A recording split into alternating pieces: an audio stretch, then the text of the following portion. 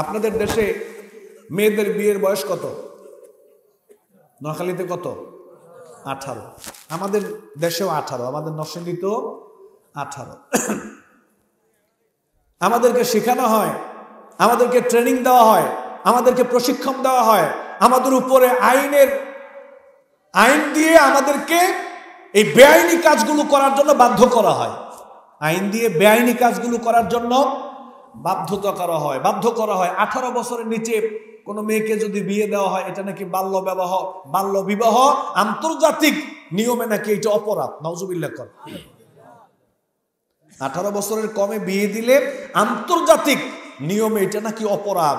এই জন্য আমাদের উপরে চাপিয়ে দেওয়া হয়েছে 18 বছরের আগে বিয়ে দেওয়া যাবে না। নাউজুবিল্লাহ। 18 বছরের আগে বিয়ে দিলে যদি অপরাধ হয়, তো 18 বছরের নিচে যদি কোনো ছেলে মেয়ে জেনা করে, এটা কি কাজ? এটা অপরাধ নয়? 18 বছরের আগে করুক আর পরে করুক, জেনা অপরাধ নয় কি? অবশ্যই অপরাধ। আইন করছে হালালটার ব্যাপারে। 18 বছরের আগে ছেলে মেয়েদেরকে যদি বিয়ের ব্যবস্থা করে দেওয়া হয়, তাহলে সমাজ থেকে জেনা, ব্যভিচার, অন্যায় কাজ দূরীভূত হয়ে যাবে। ওরা চায় সমাজে পাপ কাজ প্রতিষ্ঠিত হোক। এই জন্য ওরা দেখলো বিয়েকে যদি কঠিন করা না যায়, তাহলে সমাজে পাপ কাজের সয়লাভ ঘটানো যাবে না। এই জন্য ওরা বিয়েকে কঠিন করে দিছে। 18 বছরের আগে মেয়েকে বিয়ে দিলে এটা অপরাধ। তাহলে 18 বছরের কমে বিয়েকে অপরাধ সাব্যস্ত করার মানে হচ্ছে সমাজে যাতে জেনা ব্যভিচারের সয়লাভ ঘটে। অথচ দেখেন আমাদের দেশে বাল্য বিবাহ অপরাধ, কিন্তু বাল্য জেনা অপরাধ না। বাল্য জেনা অপরাধ নয়।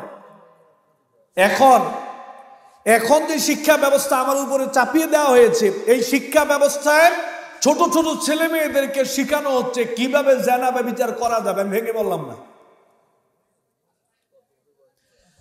স্বামী স্ত্রীর সাংসারিক জীবনে জন্ম নিয়ন্ত্রণের যে উপাদান আছে, এই উপাদানগুলো স্বামী স্ত্রী ব্যবহার করে জন্ম নিয়ন্ত্রণ করার চেষ্টা করে। ইসলাম কি বলছে সেটা ভিন্ন বিষয়। তো এটা তো বিয়ের পরে স্বামী স্ত্রী শিখবে। আপনি 10 বছরের মেয়েকে এটার ব্যবহার শিখাতে কেন গেলেন? 10 বছরের মেয়ে এটার ব্যবহার আপনি তাকে কেন এটা শিখাচ্ছেন? এটা তার জন্য কি উপকার? তার মানে আপনি বুঝাচ্ছেন তোমরা 10-12 বছর বয়সে, 15-20 বছর বয়সে ছেলে মেয়ে জেনা করতে পারবা, তবে জেনাটা এইভাবে করলে বাচ্চা কাচ্চা আসবে না। নাউজুবিল্লাহ। ওরা ইসলামের বিধানকে উল্টিয়ে দিছে।